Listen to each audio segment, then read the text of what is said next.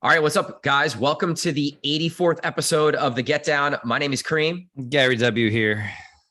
It's been a little while. We had a week off. We had a ton happening. But before we get started, I want to just promo something real quick. Last week, we dropped the Get Down DJs Edit Pack, Volume 5. It is crushing right now on SoundCloud and hyped it.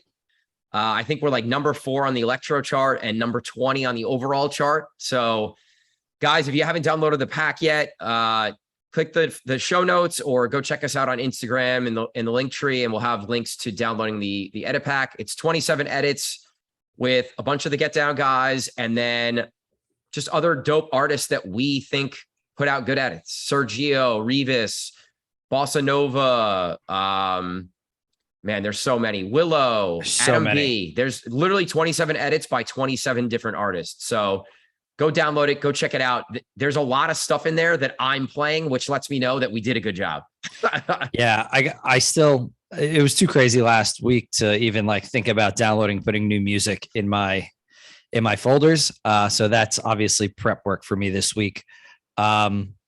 It's incredible that came out in the midst of all of this other craziness that we're going to talk about, like literally right in between two major weekends for us. So big shout to you for getting that done, obviously. I mean, Angelo crushed it. I was gonna say, and Angelo, the kid who always, takes care of the edit pack and does a great job with it. This was my favorite design that we've put out. I still say we need merch with the cover art that we have for this, because it's just so good. I wouldn't even be opposed to doing like an edit pack shirt with all the artists on the back, like a tour tee. Like, I think that would be cool. That would be super cool. I like it. We're coming up with ideas on the fly here. I just had a little coffee, so the mind's going a little. I feel like I've been on my designer, my Canva Photoshop game a lot lately, and that was something that I've been trying to like push off my plate. But I felt like we needed something new for this pack. So I feel like sometimes I go down a rabbit hole with Canva where like I'll sit there for 2-3 hours just messing around with stuff. Design's not really, graphic design is not my strong suit, but Canva does make it a lot easier. I know we shout them out all the time on here, but if anybody's listening and you don't use Canva, check it out. It just makes your life a little easier, or a lot easier, I should say, as opposed to if you're using Photoshop or something like that. Yeah, for sure. So let's get into 2 weeks ago, I guess now, right? You and I took a trip down to Atlanta, which we hyped up a lot on the pod here. You flew down, I drove up, and we got to play a different market, a city that I've never been to, period. So didn't even know like what the nightlife scene would look like. Had a general idea, obviously, from the music that comes out of there. But it's interesting to go into a new market kind of blind almost, and play and kind of see how your set is received. Talk to me about like your expectations going in. Yeah, we've been so crazy busy that normally for something like this, like I would really prep. I mean, I knew that I had folders and stuff that I was thinking that I was going to play there. So in the back of my mind, like I kind of had a general idea of what we were going to do, but you never really know. Like you could have an idea, but then you show up and it's completely different. And we showed up, and not that it was completely different, but it was a little different, I think, than I expected. The event was super successful. I think they did a great job. They sold a ton of tickets. There was a lot of people. I think everybody we talked to who was just there kind of hanging out was enjoying being there and enjoying the event. And I think it's something they're going to do again. So kudos to them for going to a new market and making it happen. But I don't know. I think when we started playing, like we played music that we wouldn't always necessarily play. You go to the South and there's definitely a different sound that, when we got there and we heard Jay Envy playing. Shout out to Jay Envy, one of the DJs from Atlanta that played the event. He was playing stuff that I never even heard of. And I was like, damn, is it going to be like this where like I need to know this like super niche Atlanta specific stuff to like get the crowd rocking, which wasn't the case.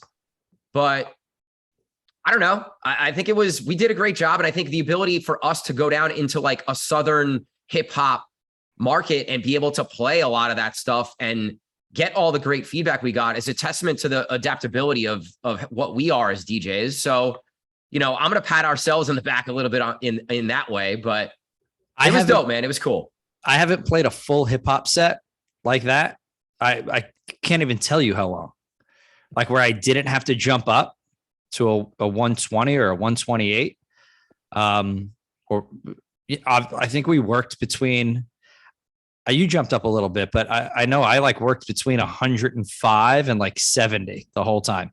Yeah. And haven't really done that in a while, but just having crates prepped at all times for any situation is key to your success, because you just don't know what's going to be in front of you at any point.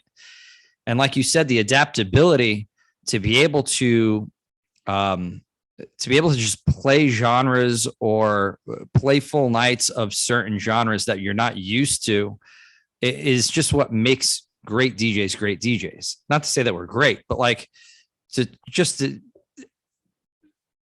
night was good all around. I mean, we had a lot of love at the end of the set, with a lot of people coming up to the stage asking for socials and asking if we're going to be back and asking when the next event is, and just simply saying that we rocked. It was satisfying.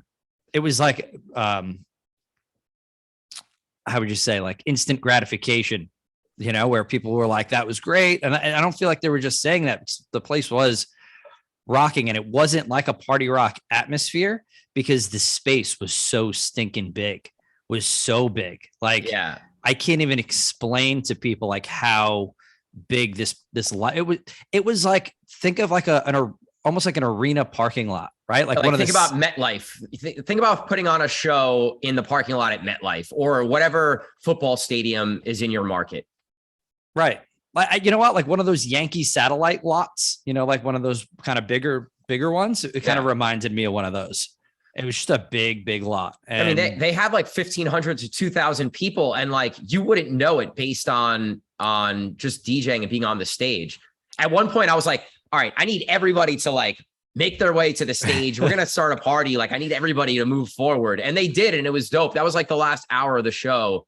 Yeah, where like we kind of became more of the feature rather than just like an accoutrement, so to speak. Right. I think that, you know what, that's exactly how it should have been, right? Because when you're playing a set like that, where the feature is supposed to be the food festival and the drinks and the roller skating, and then they also had like this production, you can like rap, like pop-up truck was crazy, where they'll like play a beat and you can like go rap over there. Like that was super cool. I don't know if you ventured over there.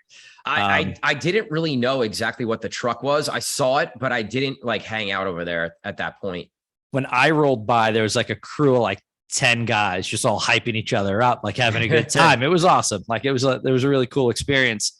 And then just, I think in us knowing that like, hey, we're not the feature. Sometimes you got to know, like, I'm not the feature here. Like, yeah, you're on a stage. Yeah, there's stage lighting. Yeah, it looks like this small satellite stage at a festival, but you have to know that like you're not the number one thing, right? So I think we did our jobs and we played really good music, and then that last hour you really turned up pretty good, and then brought everybody forward, and kind of we got a better idea, like you said, of how many people were really there. They said that they clicked in 2,000 people that for our part of the night. And it did not look like it at all. So that's exactly how big that space was. But I can't wait to go back. I can't wait to do it again. I love the city of Atlanta. So good. So many, the hotel we stayed at was incredible. The food there was great. The people that we met down there were just Southern hospitality to the fullest. Yeah, for sure. We maximized our 24 hours in Atlanta for sure. Oh gosh. Yeah. Heck yeah. And then that ride back to Florida felt like forever, but it was a cool experience. We hit the Braves game, and everybody over there was cool. It was cool to see just the city like for what it was, and not just like go there, rock a show and leave, Yeah. So I think it's important to do that. Big shout out to DJ EU. kind of like the Don of Atlanta, so to speak. Every time we brought up EU, they were like, yeah, man, this is like, he runs this party or he runs this venue. And it was good to link with him. We got to go to one of his parties at one of the clubs. It was just cool, man. We got to experience a little bit of everything. We got to do some networking. We hung out with Jay Envy and a couple other his friends who DJ also. We didn't get to meet the DJs who played Friday, but obviously we've been talking to them. We linked with them. So I think like we set up a great opportunity to now go back to Atlanta, whether it's next summer or before that, play some shows, go meet some more people. And then vice versa, get those guys maybe up here and playing some stuff up in tri-state New York and Jersey. And I think this is the reason why we went down there, right? We wanted to go play this show, but I think it's also about meeting the people who are playing in that market. And Jay and EU are kind of like the two bigger names down there doing their thing. So that was equally as important as, furthering our relationship with Midnight Market and playing the show and making sure we do a great job there. So, I mean, in 24 hours, we did so much. It was awesome. Super successful trip. Yeah. EU's, just to put a little cap on this. We were fortunate to actually get to go see EU's show after hours. And he did a Latin night at one of the clubs down there. And it was so nice to just show up and be like, hey, we're with EU, and the door's like, oh yeah, that's fine. Just come right in, which you don't really get in our market too much, because I feel like sometimes the DJs, as we have said in the past, aren't as appreciated and aren't as looked at as important to the party, where like you just had to drop his name, and no matter who showed up, they were like, well, yeah, that's fine. You could come in. Yeah. It actually reminded me of Charleston, which is kind of funny because the guys who like EU and Jay Envy, that they go to Charleston and play over there. So yeah, EU plays Trio. I think he's one of the out of market residents at Trio. So it's just, it all just came together, and I'm like, all right, this reminds me of Charleston. And then obviously that connects there. So yeah. just really great experience all around. But to talk about like a little adaptability after that, we came back here for a little bit, and then I flew up to New York, and I played one of my regular events that I do twice a year, called Brew at the Zoo at the Bronx Zoo. And that's a completely different experience than any shows that I play in like Jersey or New York City, where it's obviously in the Bronx, but you get people from all over the place. Honestly, a predominant amount of the people that are there are from like the above Manhattan area. So it's like Bronx, Queens, etc. And then you get some like Jersey folk and things like that. Yeah. So I get to play like this uptown hip hop set there, which is always refreshing. And because the hip hop knowledge there is so vast, I'm able to go back and play a 96 or 97 or 98 track, and it's received just like the newest Drake track that comes out, So it's really nice to be able to like really get in my New York City hip hop bag and have fun with it. But then at the same time, be able to go up and play like all of that big room stuff, like, Love Tonight, because obviously it's not like tech house. Like nobody wants to hear the tech house stuff because nobody knows that, right? It's got to be like the stuff that Flex is playing on the radio. So like Love, so like Love Tonight. And then like what else was going off?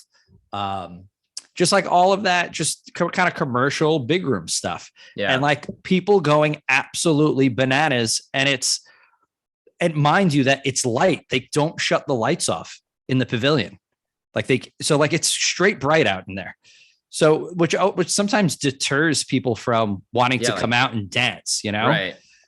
You would have been proud. Did a lot of mic work that night. Like I worked, like really, really worked. And, we just had a really good time. Everybody just had a really good time. And like I said, I had to do my encore set like 7 minutes prior to close, because I've learned from the past that like, if I don't do that, like they're chanting for 10 minutes, like they want another song, which is crazy. It's just a really good vibes. I feel like Atlanta kind of set me up for that mentally, because it was going to be a mixed crowd, older, younger, Black, white, Latin, Asian, everything. Like you're going to have just New York was going to be a mix of that, whereas Atlanta was predominantly like a Black crowd. So but I knew I needed to go in with like an open mind, and it could always be different when I go there. But it was just like I said, like Atlanta was a good prep work for Brew at the Zoo. And honestly, coming out of that set and then also coming out of the Atlanta set, it's probably the most confident I've felt behind the decks in years, because like, oh, well, I can go to this market and then I can go to that market and they all rock, you know? Yeah. So, and I can play, and they're different sets. They're not the same sets. So like, it builds confidence. It gives you confidence and reassurance that you could play pretty much anywhere, you know? Yeah. We talked about this, the last few times, how, when I was traveling around a little bit and came back, it's like, you need that. You need to go and do something else. And just like, oh yeah, I am pretty good at this. And like, just because I've been playing the same places recently doesn't mean that I can't go and rock a 2,000 person, event in another market. And it's like, it's a testament to, I think, you talked about like our skill, but I think it's more our experience, and having done a lot of different things allows you to adapt on the fly and be able to do these different things. And like, I think being able to adapt to these different styles of events, it's so important, because if you're just a one trick pony, it's like, you're not going to get booked for this stuff. And if you do get booked once, you're not going to get booked again. And especially in our market, in any market that is predominantly an open format market, to be able to go and do all this stuff just creates so much more value to you as a DJ, and the way that other people look at you as far as your skills and what you're able to do. Like, we can go play any party. You want me to go play country music? I don't want to go play country music, but I'll make sure I put on a damn good country set, and I'll do the homework, and I'll set up the folders, and I'll know what to play early, and I'll know what the biggest songs are.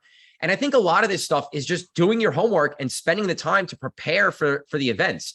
And then once you prepare for a genre once, it's there. So you could always go back to it. And then you could always build upon that preparation or that folder, and then continue growing it out and updating it with new music. And it's like, being able to do that will get you so many more bookings and make you so much more money and just help you grow your name. So I can't speak to how important that is enough. So just to kind of keep going on like what I experienced last week. Last week was crazy for me. Like, I played 8 gigs in 4 days or 5 days, something like that, whatever it was. But the refreshing part of that was every set was completely different. Like, sure, there was overlapping songs, but like the formats of my sets were completely different for each. Following Brew at the Zoo, I just kind of had a standard Saturday. Oh no, well, I did the drag brunch at Birch on Saturday afternoon, and then Saturday night I got to play 626, which were similar sets. And then Sunday night got to play a 626 party that we've been trying to throw for 6 months, and I got to like really get into like old school dance songs that I knew would go off like for the gay community. And then also play some newer stuff, and then play some like really deep tribally stuff that I know goes off like in the gay community and in gay clubs in New York that doesn't really resonate in our Friday and Saturday crowds there. I sent all our DJs this set. It's definitely different. It's a mix of like stuff that came out in 2000, stuff that came out in 2010, and then stuff that just came out. And it's just nice to get in and play all of these different parties and really dabble in these different genres. And then on Tuesday, you and I went and did an NFT event for Jacob Riglin, who's a photographer / like travel. How would you call it? He's like an influencer at this point, but he's got his hand in a lot of things. Right. He does. So we got to go play that event, and I got to like open with like lo-fi. Well, the first 2 hours of the event, I got to play like lo-fi electronic and play like Aphex Twin and stuff like that. And like, that was complete. I've never actually played that stuff live out. That's what I listened to at home. So that was cool to do too. And that was just a different event. It's just like we've done a lot of really cool events in the last 2 weeks, and it's nice to be able to dig into different music. And it's important for younger DJs to keep your minds open to a lot of different genres, because if you kind of close yourself off to one genre, like you're not going to get to experience all of these different events. You know what I mean? Like you kind of pigeonhole yourself into this one lane, and it becomes very difficult to grow just as an artist, period. Because you're only going to get the same thing over and over again. It's going to be like, you know, the end goal is always the big stage at EDC, which is fine. But like you still, I think it's important to experience a lot of different types of events like this, you know? We said this before we started, but it's like, if as a booker, right, let's put aside the DJ thing. I'm going to be more likely, you know, to book someone for these bigger events that I trust can play whatever they need to play for the room, right? It's like, am I going to book the guy that just plays like EDM for an event in Atlanta? Probably not. Am I going to book somebody who plays just hip hop at a, you know, like a festival? Like, no, you have to be able to do both and show that you could do both. I don't know. It's just from that perspective, you bring more value if you could do more than one thing. And that's fine if you want to produce and be an artist in, let's say, like the EDM world. That's cool, but still be able to do this other stuff. I look at all these big producers that can like actually DJ and actually play hip hop. And like, I just watched a TikTok on Mala, like scratching and playing hip hop. And it was like, I gain respect for that person as an artist and as a DJ to still be able to do that despite being a, you know, bass house producer and traveling artist. So I got a question for you, because this happens a lot, and this happens a lot, I think, with you and I as bookers too. So what happens to the DJs that develop the stigma of only being a hip hop DJ, let's say? So let's say you get booked in like the Elizabeth area constantly, and now you're labeled like a hip hop Latin DJ, but like your real passion is, you know, producing maybe more upbeat music. Yes, you could do that, but now like you've started to produce, I don't want to say EDM, but you've electronic music of some sort. How do you kind of pivot and start to gain traction in the more, let's say, open format world or the more dance music world if you've developed this stigma in being a hip hop guy? Because I have one or two DJs in mind that this has happened to, and they've literally come up to me like, Gary, you got to understand, I play everything. Like I'm big into, you know, between 120 and 128. I'm not just a hip hop Latin DJ. It's like, yeah. All right, well, like, so do you have advice into like how these guys can break from that stigma? Yeah, I think it's tough because, you know, even though it's 2022 and things are getting better where people are more open-minded and like, you know, there's not as much like stereotyping that happens, but it still does happen, you know, like, oh, Kareem's a white boy, like he can't play reggaeton, or just because he doesn't speak Spanish, he can't go play a Latin party. But like, until you do it and do it well, you're going to keep that idea or that stigmatism or whatever, whatever people think. So you have to go and do it. I think the best way to actually break out of it would be the same advice of trying to break into any market or any venue. You have to still go do the networking thing. If you've established yourself already and you're trying to get out, maybe it's making edits in a different genre and sending them out to DJs and bookers. Maybe it's just telling a promoter or a venue or a place like, hey, I know this is where I predominantly play, but my real passion is doing this other thing that you guys do. And here's a sample mix, or here's a original track that I made, or here's something that I've done in that space to show that person that you do care about it and you do understand it and you can do a good job there. I mean, I think putting the full court press on, if I got put in that situation, I think it would be putting a mix out, number one, putting a mix out, putting like a Spotify playlist out, putting TikToks out that are surrounded by that sound that I'm trying to break into, and really like hammer it home that like, this is my interest. Yeah. Right. Like if you could put a track out, that's fine. You could put like one track out at a time every week or 2 weeks. You don't know who's really downloading that. Like, are people actually listening to it? But like, if now I get the track and then I get an email with your mix that you're putting out and with a link to your SoundCloud, and then you're all over my reels and my TikToks with like top 5 tracks from my mix, and now it's like, wow, like this is all this person's doing. I think that's a probably a really great way to break from that, from the idea that you're a one trick pony, right? Yeah. It's definitely not easy to do. If you've established yourself in one world, it's hard to break out. But I think if you're playing in this one world, you have to bring the things that interest you and excite you too. So for example, when I go and play other events that aren't necessarily EDM based or house music based, I will always break into that world. Even if I'll always play music in the genre that I prefer, even if it's only a song or two, just so people understand like, hey, this is what I like to do and I can do this and this is what I do or whatever. Like I keep using like the Latin example, but going to play like a Latin party, I'll still play some tech house, right? But it's going to have Spanish influences, whether it's a Bad Bunny vocal or whether I'm playing guaracha, or I'm still going to put that up tempo spin on whatever I'm doing in that room. And I try to do that no matter where I play. And that's just trying to be true to myself of who I am and what I like to do. And maybe it works and maybe it doesn't work. If it doesn't, you get out of it and you go do something else. If it does, you might be able to go back and do another little mini set later on in the night to just further show your versatility, change the sound of the room, change people's ears, and maybe even open some people up into a style of music that they don't necessarily always listen to. And when they hear it in a club environment and people are rocking out to it, they're like, damn, this is kind of dope. Like maybe I do like this. Yeah, I agree. So I think that's our job as the DJ to put a twist or put your own style into any set that you're playing, even if it's only for a song or two. That's actually doing that is what solidified my getting to go back and play Latin Night at 626 regularly. Because the first like 2 times I played there, they didn't ask me to come back.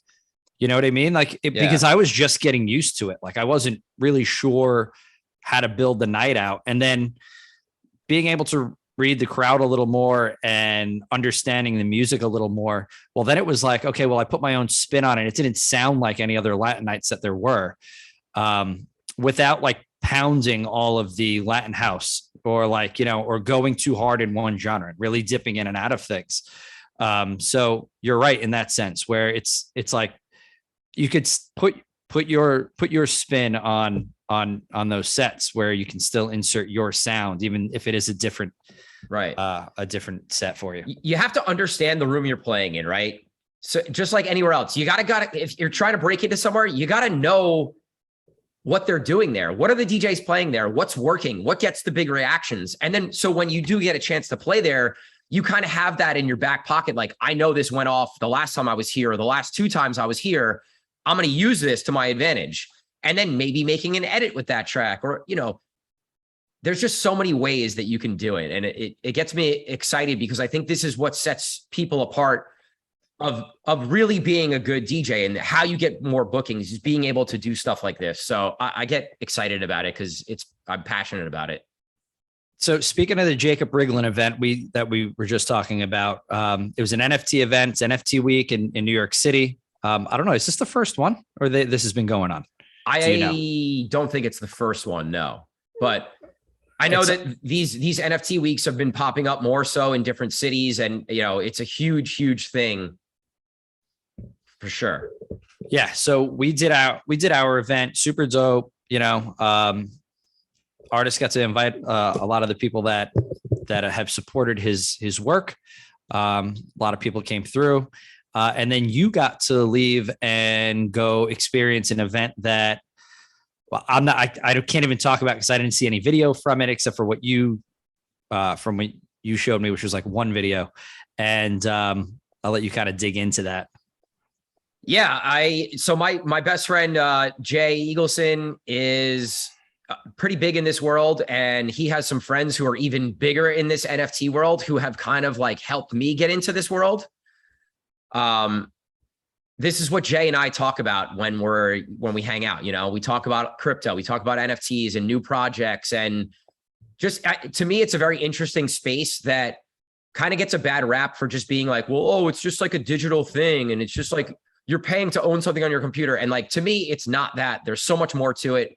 I'm not going to get into like why I think NFTs are going to be even bigger than they already are, but I do think they're going to get huge for all areas of your life, and not just art, but well beyond art and into everyday life. But all right, side, we'll get off of that. So I went to Ape Fest, and what that is for anyone that is a Bored Ape Yacht Club owner or Mutant Ape Yacht Club owner, you're get a chance to go check out this event. It's basically a thank you to all the owners of the NFTs. And if you guys don't know, like Bored Ape Yacht Club is probably the #1 NFT out there, most expensive, most highly sought after. A lot of celebrities own that stuff. And so they put on this huge festival at Pier 17, South Street Seaport, New York City. It's a 4-night event. They sold out all 4 nights. And from like the moment that we walked in, I was just like in awe of the production quality of the entire event as a whole. The branding was like absolutely incredible. The space they chose was great, but it's this huge like 4-story space, and each story had a customized like Ape Fest experience. The merch store, they basically created like a New York City sort of like subway slash like when a building is getting built, and there's the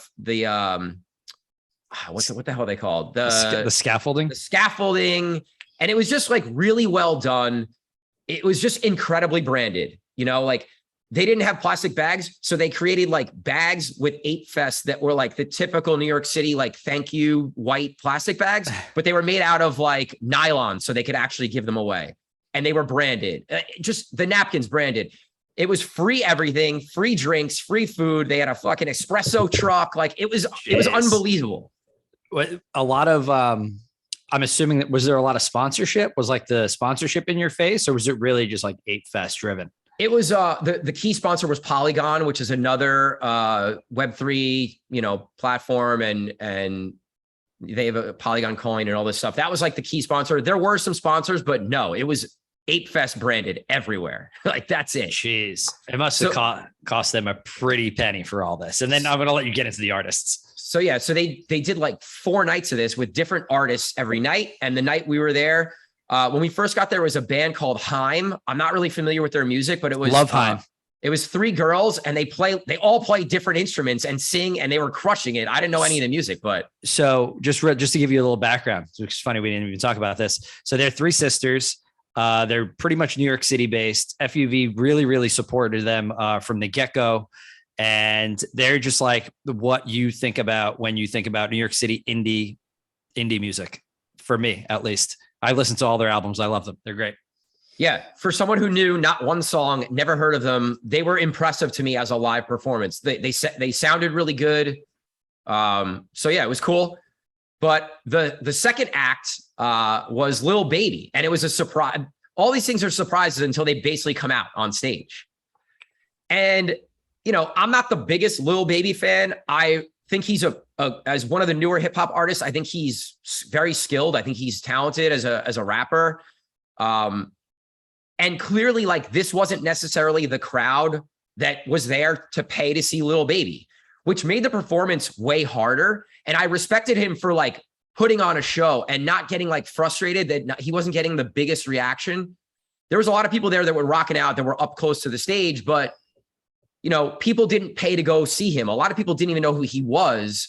So it wasn't as like loud as a performance as he's probably used to. But credit to him for still rocking out. He did like 15 songs, which I couldn't believe. He was up there for for a concert. He did a full show. I couldn't believe how long he was up there. Jeez. So that was super cool. There was a DJ in between who I don't know who booked her, but we're gonna leave it at that. It wasn't the best performance, like song wise or skill wise. Okay. It was just really weird to me. But okay. Not only that, but as she was teasing out the performance and announcing the performance, she was saying that the performer was Da Baby, not Lil Baby, which is like, to me, the ultimate mistake that you could make as a DJ and someone that's on the mic and hosting an event. He couldn't be happy about that if he heard that.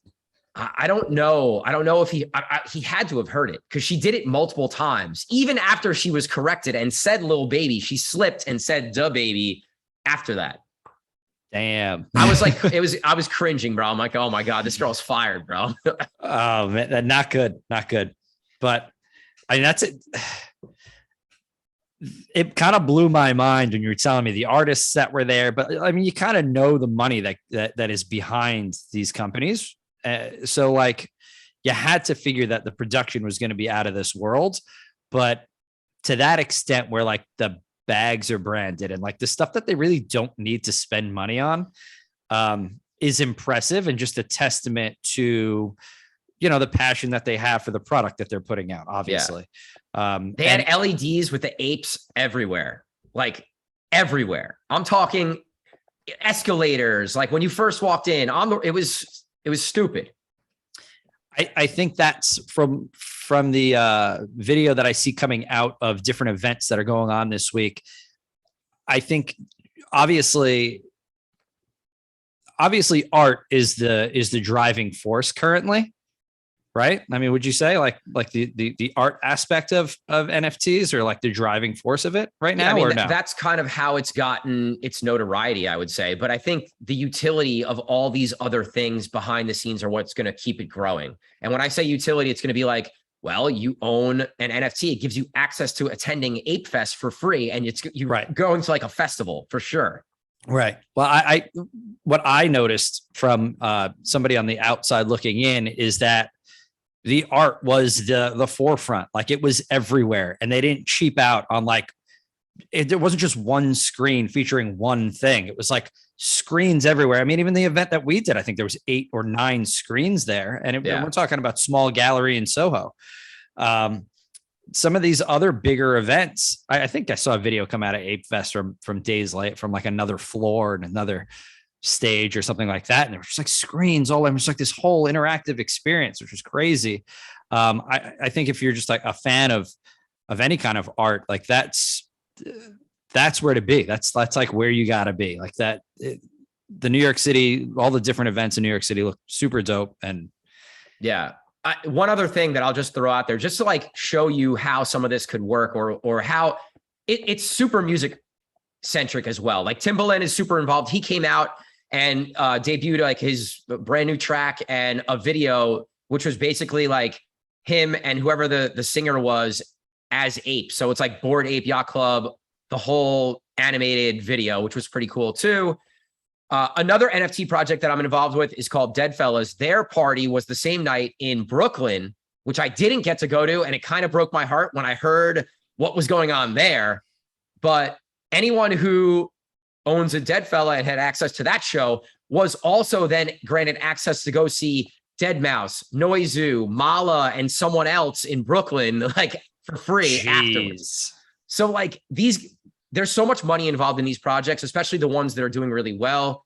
And there's just a lot of cool things that are happening. And I think this is just like the tip of the iceberg of where we're going to be going with this stuff. But incredible production quality of these events, and like super, as people who put on shows and they'll also attend shows, it was really motivating to me and inspiring to go and be a part of something that was done so well. I don't want to go down like a rabbit hole here, but like, I'm just thinking now, like, 20 years ago, like festivals, music festivals weren't a thing. There was like a handful in the United States, like maybe 5, in all different genres. And the progression of festivals in the United States has gotten so big. It's interesting that like the NFT world is tying these experiences in, where if you think in retrospect, if festivals never got big, like what would be the thing that would be tied into the experience of owning an NFT with a certain company? But that's a whole different, you can really go down like a rabbit hole. I think there's even just like in our own smaller worlds, right, where we're putting out a lot of content as DJs and producers, there's like some cool things that you could do with your own NFT. And like, yeah, you're not going to make millions of dollars probably, but I think it's a cool way to connect with your audience, where if, someone buys your mashup pack, let's say, as an NFT, like we take our thing and create a bunch of different different graphics for the artwork, and you get all the songs, but then you get all this other cool stuff, which could be like free access to Get Down meetups, and you could get exclusive music, and you could get a table and a bottle, once a year or once a quarter. Like there's all this other cool stuff that can happen with it. So it gets me excited. And I think we're going to see more and more of this happening in the music industry. It's already happening, but it's going to happen way more. So I keep saying it, but like, if you're completely in the dark about what an NFT is and what a wallet is and all this stuff, like, even if you're not going to spend money on this stuff, I think it's important to educate yourself and just get an idea of like what's going on and what the potential is. Cause I don't think it's going away. I think it's going to change a lot, but I think we're just seeing the very beginning of it here in the last few years. Nice. I'm glad we got to talk about that, because it is obviously something that you're extremely passionate about, and a lot of people are kind of in the dark about. So hopefully some listeners can go do a little homework and kind of get into it as well. It's funny. Like I was kind of like a lot of people were like, I don't know, this seems weird to me. I don't know if it's something that I'd be into. But then once I like started learning about it and like finding out about all these different projects and the cool things that are happening, like I quickly became all in, and like, I love it. And when it's not music and hanging out with my fam and girlfriend and friends, it's like NFT and crypto stuff that I'm reading about and watching YouTube videos and learning about. I think it's just interesting to me. So for sure. All right. I don't know where are we at on time? Cause there's a larger topic that I want to talk about. We might have to save it for another episode. How do you feel about that?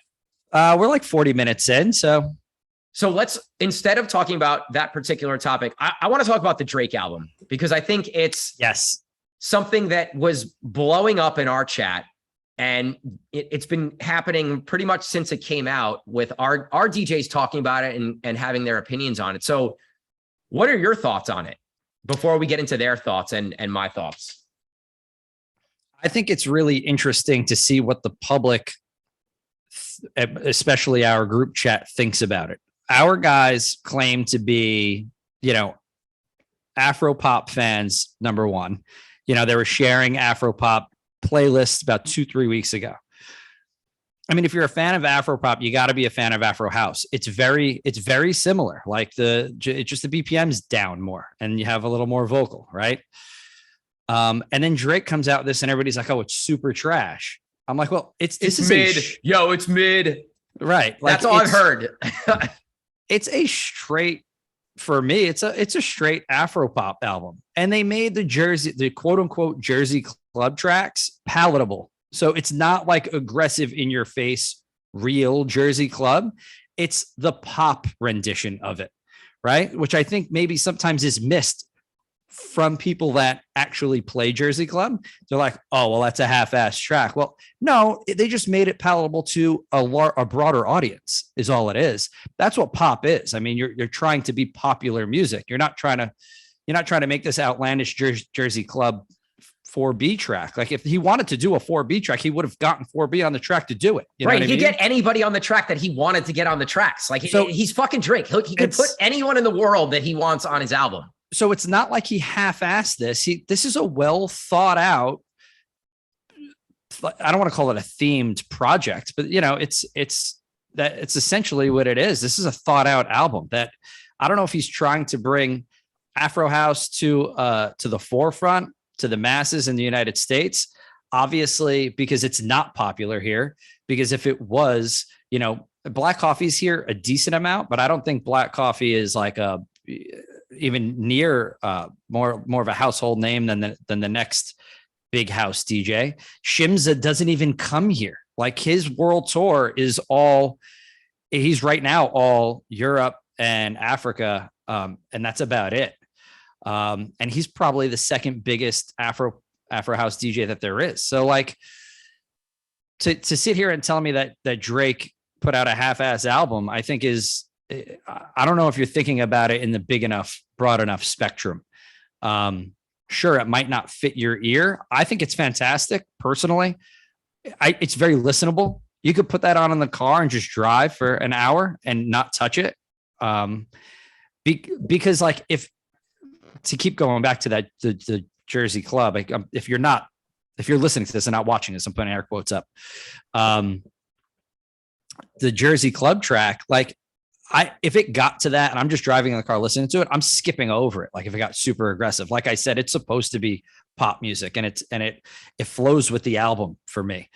So I don't know. I enjoy it, but I enjoy all types of Afro house. And that's what another one of the major play, like I have an Afro House Spotify playlist, guys. If you want to go check that out, you get a good idea of, like, I listen to that full playlist once a week. So if you want to go check that out, like, you can get a good idea of, like, really what deep Afro house sounds like. And that's what he pulled from. And I respect it, because it's just different. Nobody else has done anything like that, to my knowledge, not on a full album scale.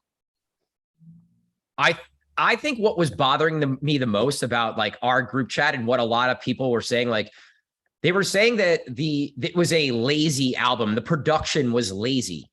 Guys, the production credits are Gordo all over the album. Black Coffee produced like 2 or 3 tracks. Kid Masterpiece, 40 does a bunch of the more hip hop style tracks. Like, what do you want? Do you want him to make an album with like Deadmau5 and Skrillex and, like, all this stuff? Like, that's not what he was going for. And if you guys think that he just, like, slapped this together to do something different, you're so wrong. Like, this is intentional. This was done for a reason, guys. Every single person is talking about this because it's different, and it's not the prototypical Drake album. The one thing I don't like, as much as I like the track, I don't think Jimmy Cooks belongs on the album. It's a dope song, and it's probably one of the biggest playable tracks for us as DJs, but, like, it's not really it's like what you would expect from Drake, right? So I think you guys need to give it a chance and understand it's something different. He's trying to do something different. It's going to change the way pop music goes, for sure. Beyonce just put out a dance record. There's going to be a lot of bigger hip hop artists that are putting out dance records. Maybe not because of this, but partly because of this, for sure. If Drake, one of the biggest artists on the planet, is willing to put out an album with, 110 BPM or higher tracks, other artists are going to follow suit. And just because he's at the forefront of this, you could hate on him. You could say it's mid. You could say it's lazy, but he's done exactly what he wanted to do. This is what he's wanted to do, And I think also he's friends with Gordo. I think they were probably hanging out and they were like, yo, let's do something crazy. Let's put a Drake dance album together. And, like, they did. And just because there's no bangers, there's no, like, peak hour 128, guys, there's a lot of records that are very playable. And you're going to be playing a lot of this shit at pool parties and warming up the night. And you're going to play a lot of this shit. So give it time, let the album sink in, listen to it a few times. And all you guys who were hating on it and calling it mid, I guarantee you're going to be playing it. So I don't want to hear it. Yeah, like, our chat was going down a socio-political wormhole. I'm like, I just avoided that altogether because, like, I think that's just overthinking it, honestly. I think this is just an artist who's big enough to do whatever the hell he wants. And if this is what he wants to do, this is what he's going to do. Right. Because the record label's going to put it out. It doesn't matter. We act like he hasn't done this before, though. He has a number of tracks like this that we've all played. Like, I still play all those records still. Early in my sets, I still play all those 121s. What's the track with Sway Lee that I used to always play that I love? What is it? Won't Be Late. Fire record. A lot of these records are in that same world, guys. He just put out a whole album of all this stuff. So, like, you're freaking out for no reason. You're going to play it. Yeah. No, I agree. Like I said, I enjoyed it. So you got to take, sometimes you can't think about it too much. You just take it for what it is. Like, this is what it is. This is just, like I said, an artist that can honestly do whatever the hell he wants. Yeah. And if he hung out with a couple of house producers for a little while and he decided, well, this is the vibe I'm going to go for, then fine. So be it. You have to try new things because this goes back to the conversation we just had earlier. You can't be a one-trick pony. You have to switch it up and be adaptable to some, like, new sounds. And you're right with that Beyonce track, especially. Like, I think there's definitely going to be a new wave of. Is that the track of the summer? It's been out for a less than a week, probably, right? It's going to crush everywhere. It wasn't even out yet. It got leaked on, I think it was Monday, and it was coming out at like midnight on Tuesday. And it like got leaked like 2 hours early or something. And I heard it 5 times in a row at 6:26 because somebody hooked up their phone and were like, oh my God, Beyonce's new stuff is out. And they literally just kept playing it over and over again. It's just in time for Pride weekend. It's like, it's perfect. It's got the Show Me Love sample. Yeah. It's just marketability on it. It's incredible. As DJs and producers, like how many really good remixes are going to come out of all the Drake stuff and all the Beyonce stuff? The Drake stuff's already coming out. Wax Motif put out 4 tracks. Rick Wonder put out a fucking banger. That thing is a banger. Is incredible. That's the best one I've heard for sure so far. Big shout to Rick. Crush that remix. Yeah, for sure. I heard that. I think it was yesterday, and I'm like, oh God, I gotta hit him up for that. Or I don't know if he's put it up yet to download. But I think it's on the record pools. I downloaded it today from somewhere. I don't remember where it was, but I was running through the comments on, I don't know, one of who the hell played it. Oh, this is going to kill me. One of the bigger English DJs, or he played just a straight one of the Drake songs at a festival, and he just played it straight through. And in the comments, I'm reading all these like DJs comments, and they're like, does this bring dance music to the mainstream? I'm like, to like the mainstream United States? That's what it said. I was like, oh, like obviously this kid didn't live through like the 2012, Avicii revolution. But it's kind of funny that's the mindset that this is going to bring dance music back to pop culture in the US. Listen, not that I think it ever went away. Anything to get away from fucking 68 BPM shit, I'm happy. All right, bring it up tempo. This is going to set a trend. DJs who only want to play house music that you're gonna love. So embrace it and go with it, and love all the remixes and edits that are gonna come out. Play them, and in 2 months or 3 months, this is gonna be an afterthought that Drake's album was mid. Yeah, I agree. Because it's, like I said, it's the perfect time of year for it.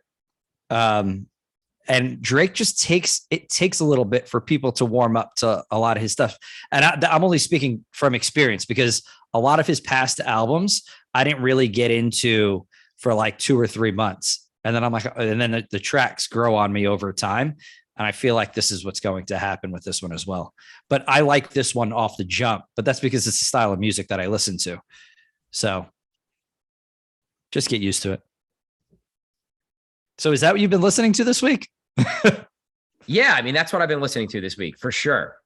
I've given it a few run throughs. Actually, after the show, after the Ape Fest, I've been listening to a bunch of Lil Baby, just trying to like listen to it in the car, because that's where I really like listen to music. Like that's where I listen to it and think about it, either there or in the gym, and like decide if I'm into or out on something. So yeah, Lil Baby stuff and new Drake album is what I've been listening to for sure. Yeah, I did. Obviously the Drake album, I gave a couple run throughs, but a big one that I showed you on a car ride last week is Hermitude, that I've listened to that album, their new album, probably about, I'm not kidding, in the last 2 weeks, maybe like 15 times. It's like 38 minutes long. It's very listenable, and every track is like a little different than the last. The vocals on the 2 or 3 vocal tracks are very, very good. And if you guys aren't into Hermitude, go check them out. It's just good electronic music. It's the best way to describe it. Like, we listened to it on the car ride from Atlanta to Florida, and the Hermitude album was my favorite thing we listened to on the ride. And I had never heard of them before. So it's super dope. If you guys want to like throw it on while you're doing work or driving, it's like well worth the listen. And like Gary said, it's pretty short, so you can run through it quickly. Yeah, very enjoyable. So go check that out, because I know you guys, we could all say that we're listening to the Drake album because everybody has, but I like to throw you guys something a little different so you could throw something different on for your playlist for the week. Yep. Real quick, this weekend, we're popping this podcast out a little late in the week than we normally do, but Friday, DJs in 626, Saturday, the Ashford, and then Sunday back at 626 for June 26th and the NYC Pride after party. So that's going to be pretty sick. I'm excited for that party. Going to be a good weekend. For those of you who don't know, 626 is named after June 26th, which is the day that gay marriage became legalized in the United States. So it's obviously a big day for them. That's on Sunday, which is great because the Pride Parade is also that day. It actually comes together quite nicely this year. So, go support that party if you're not going to go into the city and support go to the Pride Parade. But that's an all day thing. We have 3 DJs there. People there all day. It's going to be fantastic. 626 rooftop and club life downstairs. So, all right, guys. Thanks for listening to this episode of the Get Down. My name is Cream. Gary W. Talk to you guys soon. Peace. Peace.